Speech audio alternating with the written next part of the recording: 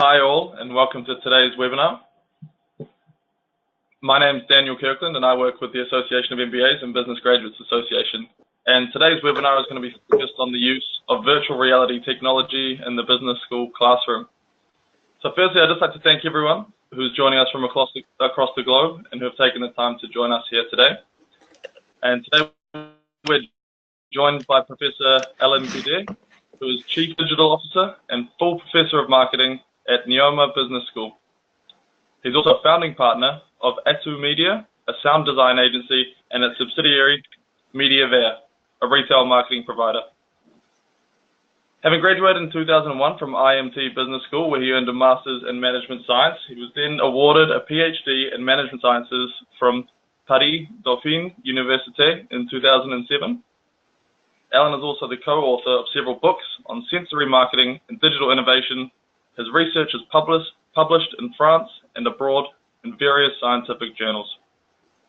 A regularly sought contributor to major media organizations such as Harvard Business Review, BFM TV, and having regularly contributed to conferences like TEDx, Microsoft, Carrefour, and PSA. So just for some light housekeeping, as this is an interactive webinar, towards the end of the webinar, we're going to have a question session. You may submit questions in the question section visible on your screens throughout the webinar. We'll then pose these questions on your behalf to Alain, who will answer them towards the end during the question session. So, without further delay, allow me to introduce Professor Alain Goudey. Hi, everyone. Thanks a lot for being with us today.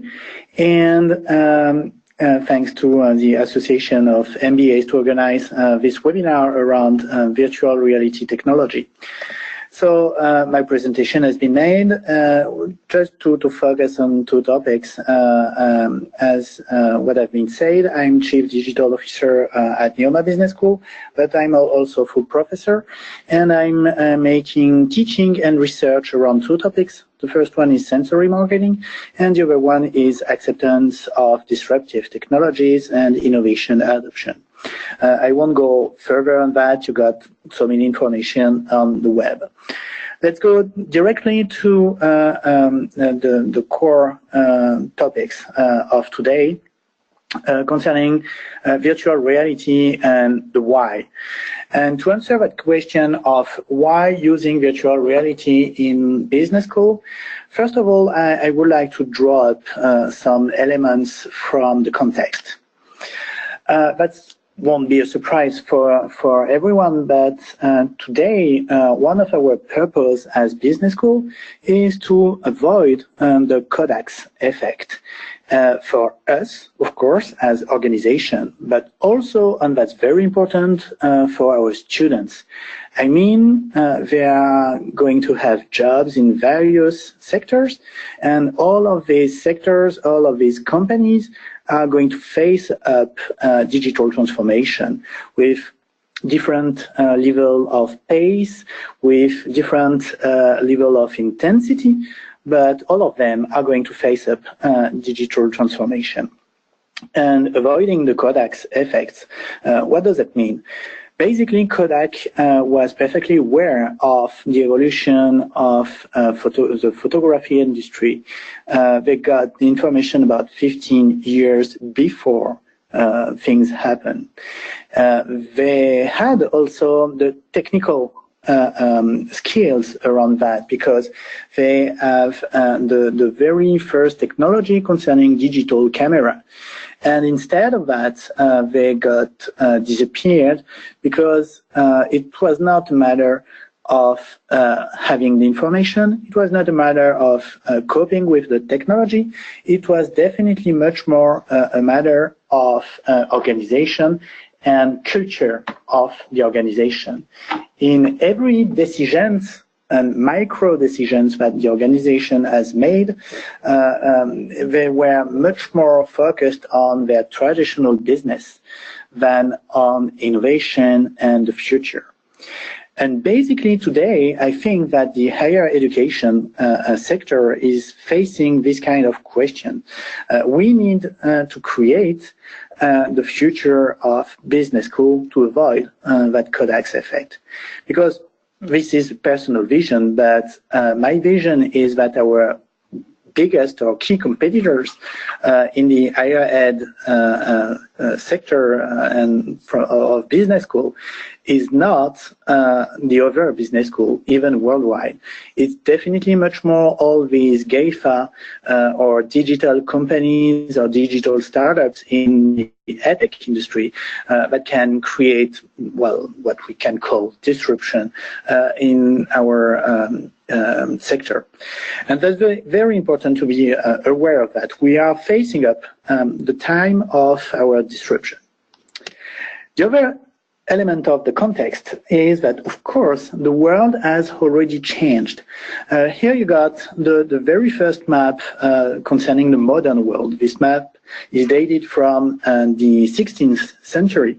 And of course, you feel very comfortable because you can find continents, you can find the oceans, you can have all the seas, and you are very comfortable with that representation of the world.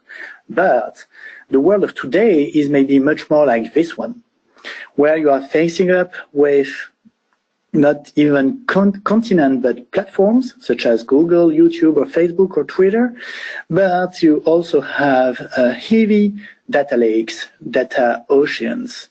And I'm sure you will agree that's very hard if you are using this tool, the traditional map, to manage your trajectory, professional evolution in this world. You will get in trouble. And that's exactly the illustration on what we have to do as business schools. The second element of context that I think is very important in this whole story is that we are facing a huge competition from the web. If you are considering that you may need some tools, applications to do a task, a business task, you have more and more and more application available. That's true on the Apple App Store, that's also true on the Google Play App Store, and that's true globally on the web. If you are thinking much more about information, about having the latest information on very, very specific topic, for instance, let us consider virtual reality or artificial intelligence or even quantum computing. You can have all this information online. You got the curve of available video on YouTube, and this is an exponential curve. Then, if you are thinking much more about experts, and you are looking for the best guys around this topic, that's very easy today, first of all, to identify that guy and to contact that guy. And this is the last curve with the example of Instagram. It's also an exponential curve, and almost every people are accessible very easily online through social networks.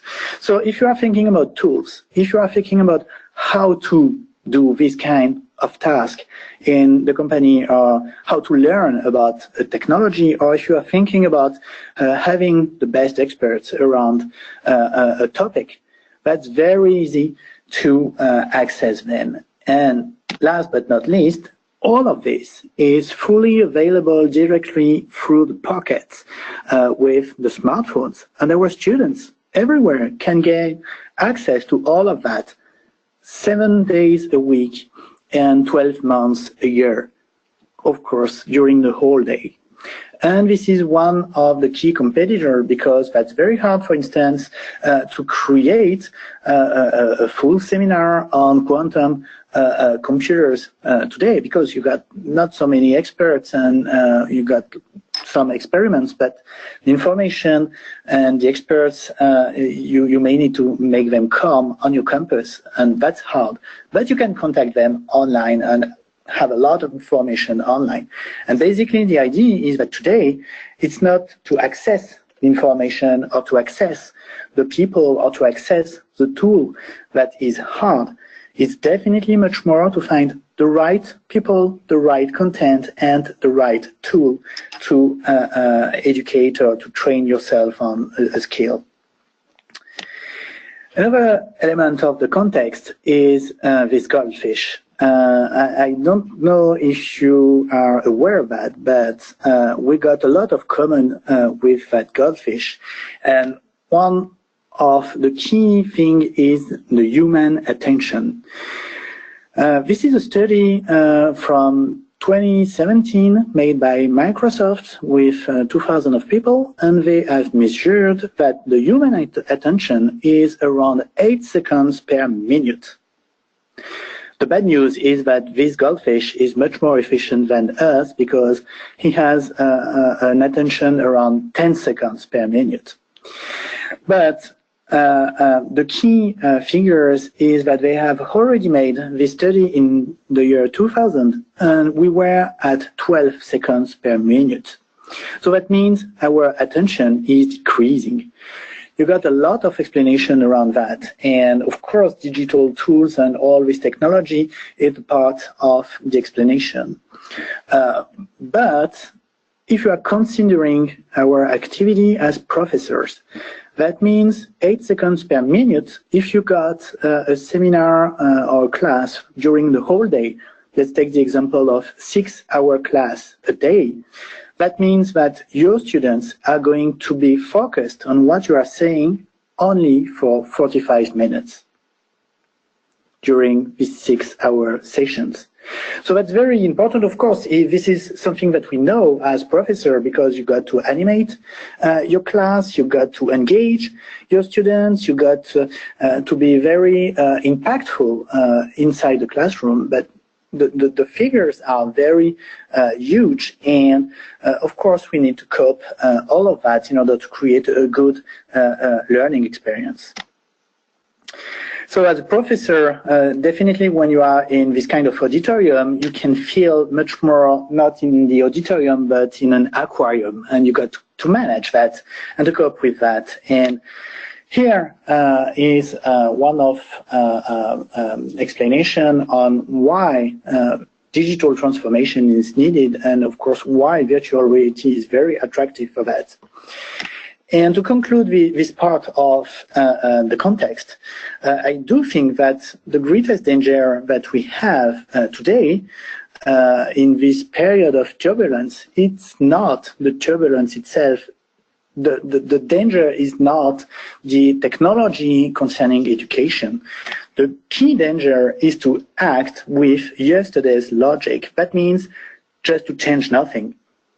Of course, all the choice and all the way we've made our schools running until today were quite good because we are still existing today. But if we want to exist in a future of, let's say, 2, 3, or 4 decades, we need to think and to evolve in the way we are coping with all this technology.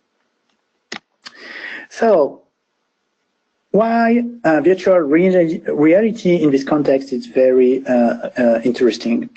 The vision we have at NEOMA Business School is that we need to develop what we call experiential education.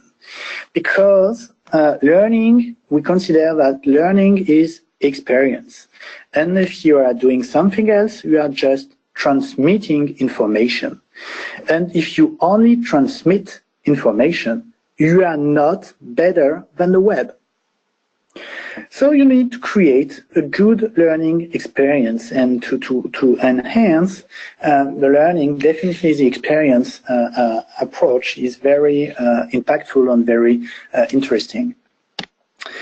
So how it works, first of all, a That's very simple. We can see that in the Q&A session, but concerning the virtual reality technology, you got basically two kinds of technologies. You got what we call CGI, computer graphics system, with all these HTC approach, or the Oculus, the old version where you need a very powerful computer. And you also have another technological approach on 360 degrees technology. Concerning our virtual reality business case in marketing with Cinetic, we have used 360-degree technology, and we are using a buyout approach. That means bring your own device, and that means that we are using the smartphones of our students. And at school, we are simply providing all these VR headsets that are passive headsets, and that are much more looking like all these Google Cardboard or things like that. And of course, having a specific developed VR application on the smartphone on our students, and with this headset, you can create the immersion.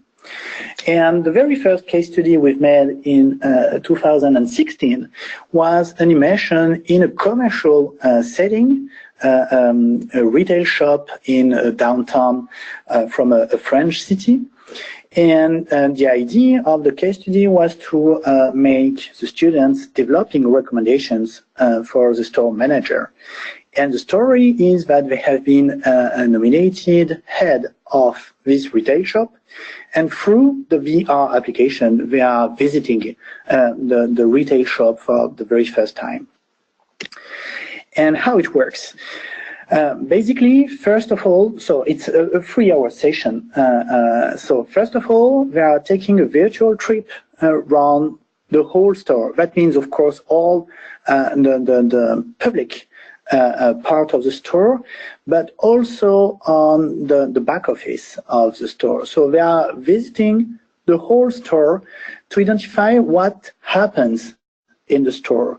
You got pictures and videos, and of course all the videos have been made to allow students to identify what happens concerning, for instance, customer relationship, what's happening concerning repairing the smartphones, because this is a store that repair smartphones and that propose accessories for smartphones. So first of all, they are taking the virtual trip all around that stores, and also the street. They can visit the surroundings of the store. Then they have to listen to the team working in the store.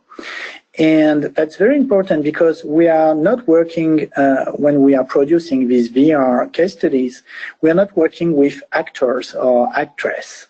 We are working with employees of our business partner in the VR application. That's very important because it participates to the reality of the case study. And then we ask students to analyze, diagnose, and criticize what they have seen. So first of all, on a 3-hour session, they got around 1 hour where they can visit the store virtually and where they have to make an individual critical analysis. They are alone in the store.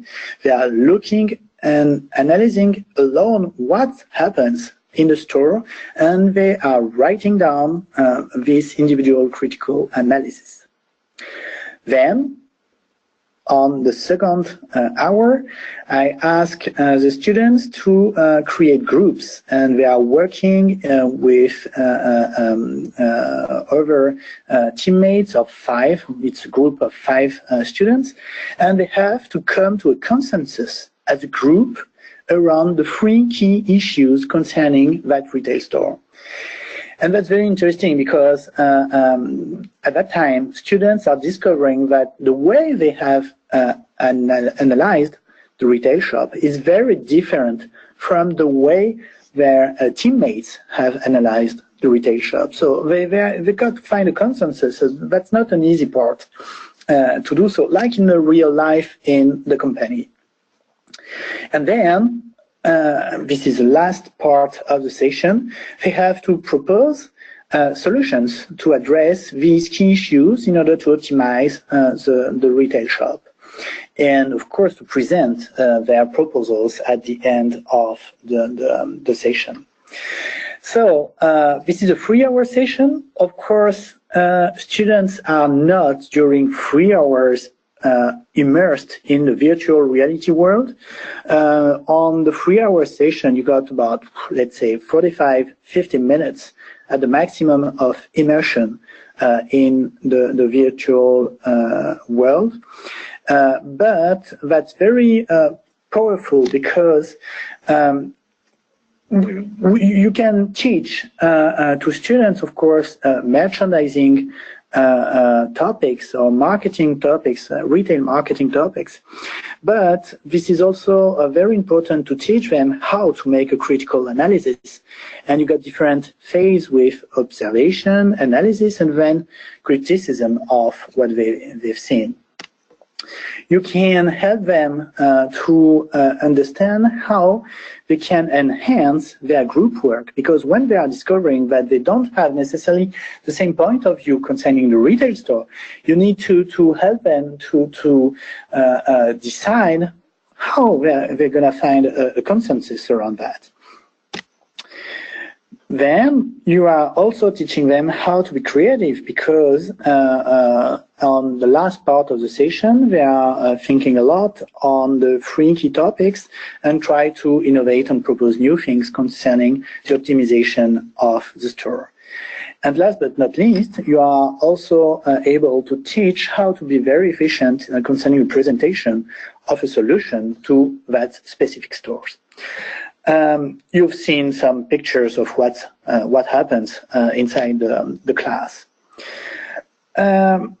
What are the impact globally on education concerning virtual reality case study?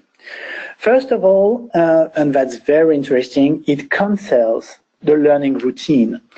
I mean, when you got your 45 or 50 VR headsets ready to go into the classroom, and students are coming in the class, they are seeing all these VR headsets, and they know that they are going to live something very special.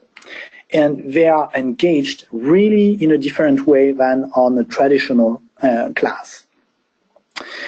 Then you also have a physiological commitment, because when you are using virtual reality, everything is working just as you are making the brain of the students living a situation. And that's very, very intense, very engaging, because when you've experienced something with virtual reality, you create memories with that, and you can talk about the experience. For instance, when I was trying a lot of VR content, I have seen the dinosaurs having a dinner, and I can explain you during a couple of minutes what happened with that dinosaurs having a dinner. And of course, that was not real. But for my brain, it's a kind of experience. So you got this physiological commitment, which is very, very impactful. Then you got a useful thing also around this virtual reality case studies, because on the contrary of traditional business case study, the students have to analyze a global system. They have to analyze the whole system. You are not telling them how to do that. I mean, just begin by the very first paragraph of the case study, and then go to the second paragraph where you will have much more specific details about the company, and then the third paragraph where you get the key elements concerning the questions of your case study.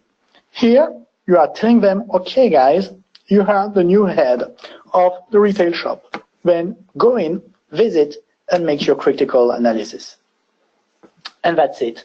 And they can visit the whole retail shop just how they want. I mean, you are not telling them to begin on that point and to end on that other point. So that's very interesting to see how they are doing that. And that's also very useful using this technology because you are importing relevant managerial contexts direct into the classroom. And I was talking about the BIOD approach, bring your own device approach, and that's very interesting because you can have a huge volume of students at the same time living a business, a meaning business situation, a meaning business experience. And that's very important because in the MBAs, we are quite lucky enough to have small groups, but if we are thinking about other kind of programs, for instance, at the NEOMA Business School with our master program, we got around 1,000 of students. And if we would like that these 1,000 of students go to analyze this shop, this retail shop, of course, it won't be possible. So you can address a question of volume and showing a really relevant managerial situation and managerial context right in the classroom and for a lot of students. You are creating an individual experience of the situation, but also you are creating a good engagement of all your students. And as they are active in all of that, you are not necessarily anymore on only knowledge, but you are much more on skills in action. And what is very interesting with this technology is that you can have very short cycles between theory and practice and right direct into the class. So that's really, really powerful. Just to give you some facts and figures about what we've done at the school with these VR case studies. The first one have been deployed in July 2016. And then we got 2 virtual reality case studies, one in marketing, which was the topic of the webinar today. And we got another one in supply chain management with that time a big company there in France called Leclerc. And it's in supply chain management, so it's about a storage of one of the drive-in that are very used there in France. Globally, we've had more than 3,300 students that have already used one of these 2 VR case studies, and of course some of them have used the 2 VR case studies. We got around 500 VR cardboards available on our different campuses. We got also about 10 faculty members on board on that, and more to come. It's a big question when you are running all these learning innovations, virtual reality, or another one is how to onboard faculty members. And today, faculty members are soliciting us to create new kind of virtual reality case study. And a lot of them are using it on a daily basis in their different seminars. Today, and be interesting you, these case studies are available worldwide for business schools and universities. And they have been developed in French and English. You can have the access to the platform and simply ask me if you want to have a license to use these case study. And it's not only 360 content. I mean, that's real case studies with a pedagogical note, with pedagogical goals and objectives, and with quite a good experience on what's happening into the classrooms and how to embark all the faculty members. We have won some awards around this technology with the Disrupt Night prize. That was really interesting because that was the first prize we got around this VR case study, and it was from the business sectors. All these IT directors have said, well, that's really powerful what you've created, and that's very interesting concerning education. And then we have had from AACSB innovation that inspired in 2018, and the FNEJ, it's a French, very important French foundation, and we got the label on the tool as well. So that's very interesting. And we got another one to come in HR and organization. I'm telling you all of that because I believe that almost every disciplines can use this kind of technology. And of course, that's maybe a bit easier to think about that concerning, let's say, marketing or commercial negotiation, but you can have a good use of virtual reality in a various range of disciplines. You just need to design a bit what's happening and how to have very interesting pedagogical objectives. And beyond that, I do think, because digital transformation is not only a matter of virtual reality, we have to think also about our learning spaces and what we are proposing to globally to our students as a learning experience. And I'm really a lucky guy because at NEOMA Business School we are experiencing quite a lot of things. And here you got some of the tools we are testing on our campus. We are calling that pods, and you got solo pods where you can work on individually on your document and to be alone, I mean, for your document or for a job meeting. But you got also at the center of the slide what we call the meeting pod, and here students can gather by groups of 4 or 6 to work on their activities, pedagogical activities. And so that's really interesting to not only think about virtual reality, but definitely it's much more a transformation on our activity of education. And last but not least, for instance, we got the vision beyond VR. We got the vision of that's very important to hybrid cultures. I mean, specifically in France, maybe it can be a bit different in other countries, but in France, when you were entering a business school, it was only to make business. But today, with this digital transformation topic, everywhere, I mean worldwide in every sector, of course, even in business school, we have to speak about technology. And I think that's also really interesting to hybrid these two cultures, technological cultures and business culture, but also to hybrid with the art and design culture, because design is very important today.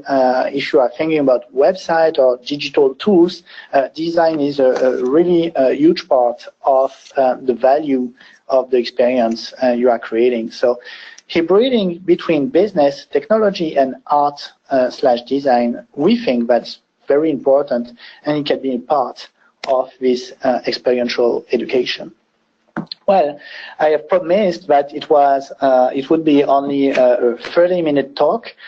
We got 33 minutes, so really feel free if you got any questions about all of that. I will try to answer with pleasure. And you got all my coordinates if you want to contact me later. Thank you so much, Alan. That was really informative and very interesting. We've got a few questions coming through. Our first one is what has been the student reaction in general to implementing this VR tech into the classroom, and was this measured? Well, globally, so as I said, we got more than 3,000 students that have used all of that. And the reaction of students is always positive, very positive. They are really engaged in the class and in the seminar. You have seen all the smile on the picture. They were very happy about that kind of experience. So it's very, very positive concerning their reaction. And we have also try to measure that, because we have an assessment of the session with a questionnaire, because we were definitely in a routine like as the design thinking approach. I mean, the version we have today of this VR case study is not the same version of the application that we have had 1 year ago. So we are iterating a lot on the application to enhance the experience with the feedbacks of students.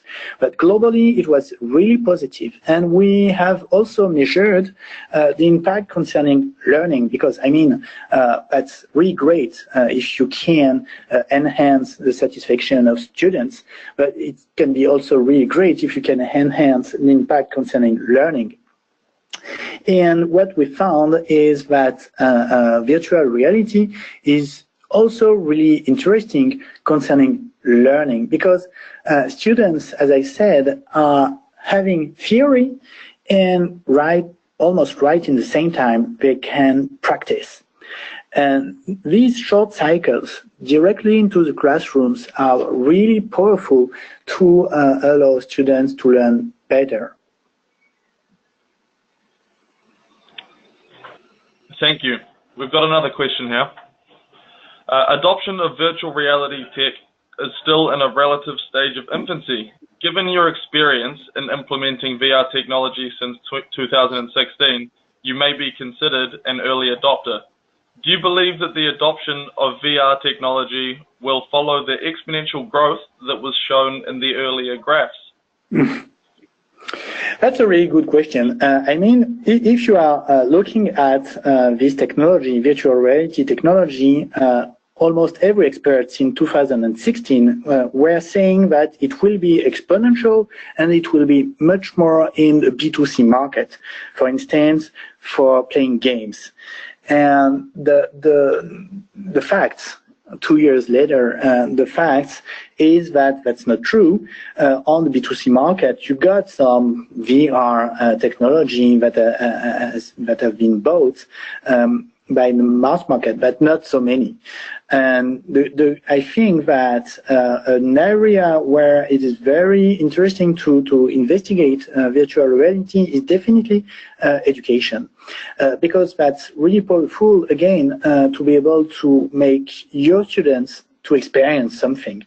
So that's really coherent and almost evident when you are thinking about technical or engineering schools.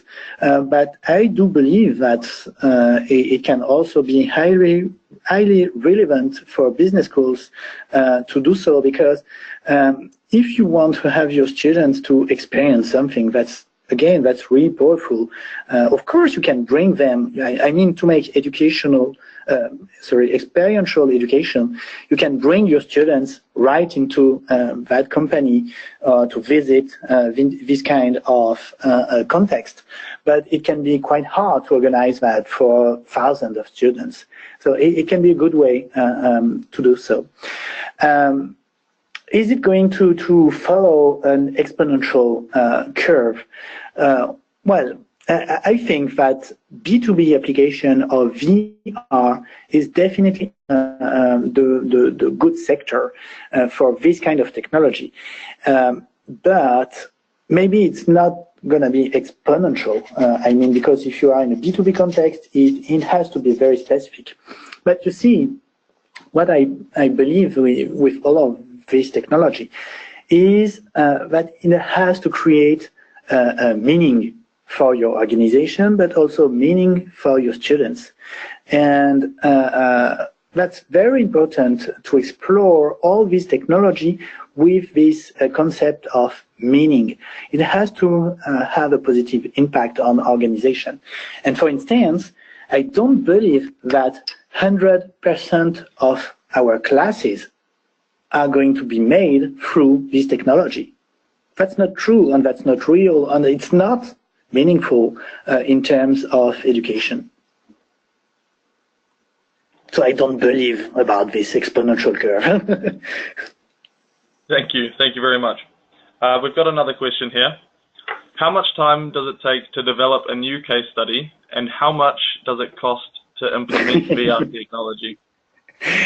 Well, very common question about that. I got always this question about time and costs. Well, it really depends on how you do that. The first one, we have made the first application within 18 months. What was really long, it was much more to have the decision to go on developing the application because it was very new 3 years ago, and we needed to convince, of course, the top management of the school, but also other faculty members, but also our business partner, and so on. Today, for instance, the second case study has been produced in globally 1 year.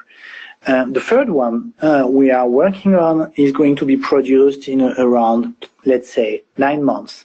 But what is long in these 9 months? It's not the technical part. It's not producing the content. It's always negotiating with the business partner, for instance, all the legal issues. Because, as I said, we want to work with the real employees of our business partner. Because it's a part of creating a virtual experience that is real. I mean, with real people experiencing real things into a real context. And this is the hard part, all this legal aspect, and it can take time to negotiate that with the business partner. And then to produce, it's around, well, let's say 6 months to do so. Concerning the cost, what I can say is that it's around 2,000 euros per minute of immersion. And in our business case, you got between 20 and 25 minutes of immersion. So you got the global costs.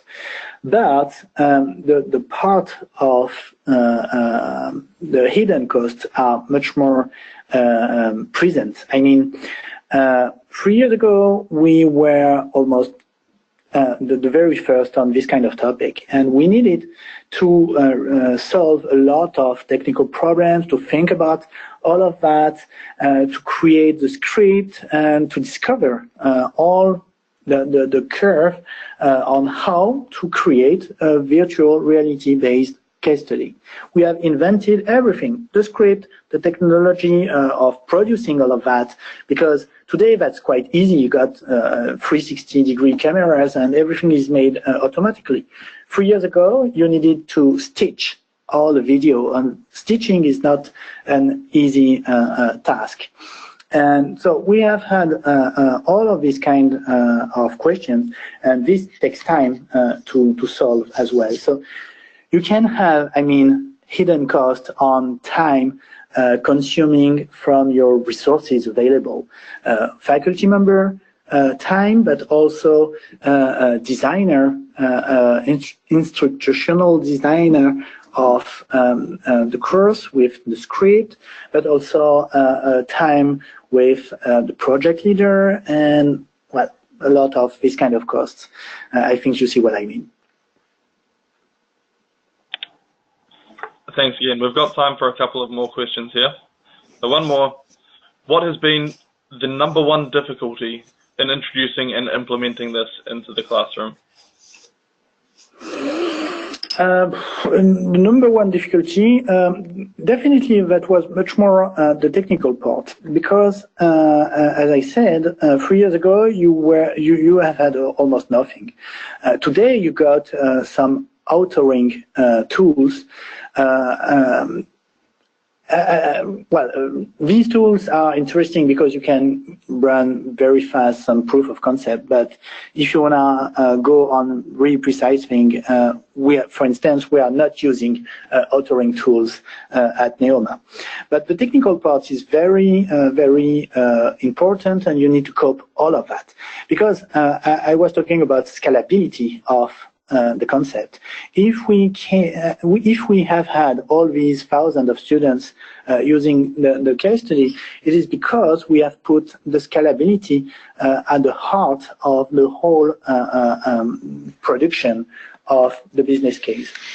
Because you could use, for instance, Oculus technology or HTC technology, but then you will need very powerful computers, and of course you cannot run, for instance, 45 students at the same time within your virtual world. So the technical part is really important, but you also need to bridge the gap between the technical part and that's very important, the pedagogical goals.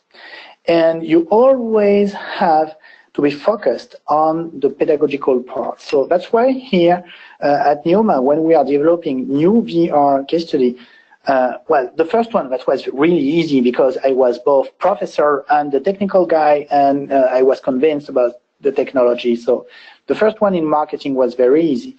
Then we have had to train colleagues to use this technology, so other marketing professor. And then we have had to explain to all faculty members that in every discipline they could imagine and think about using this technology in their own disciplines.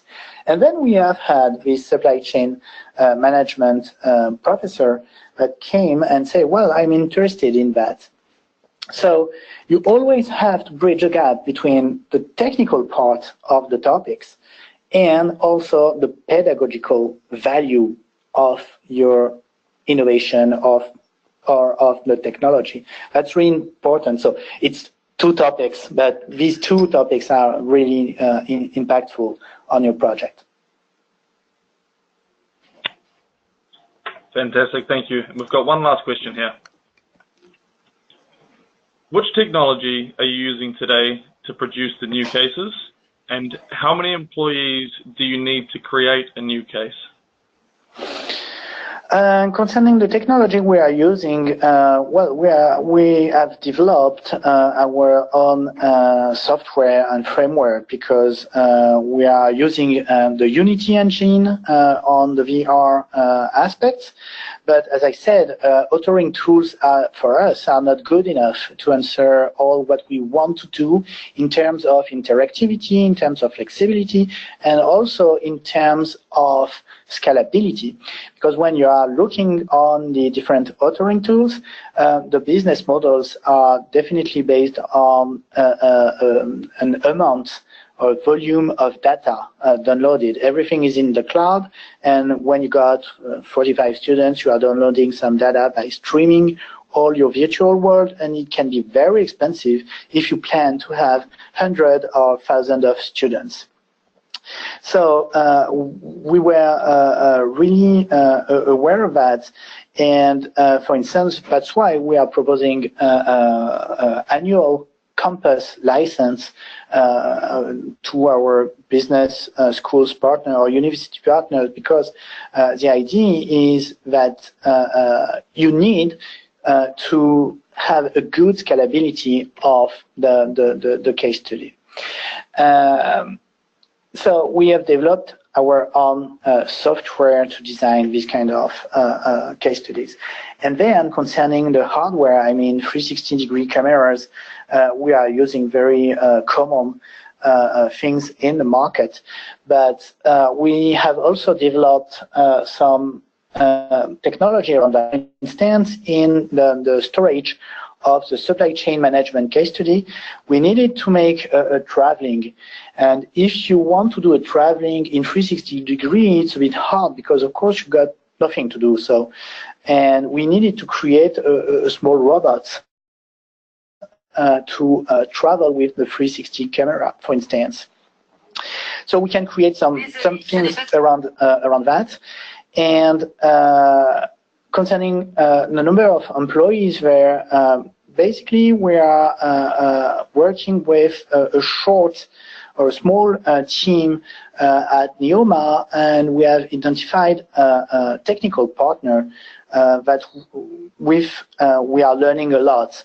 And that's really interesting because we are challenging one the other, and that's, we are always learning how to enhance all the technical part of that. And so I got in my teams for developing this VR case study around 3 people inside NEOMA, and then it's much more altogether a matter of 10 people working on these kind of topics.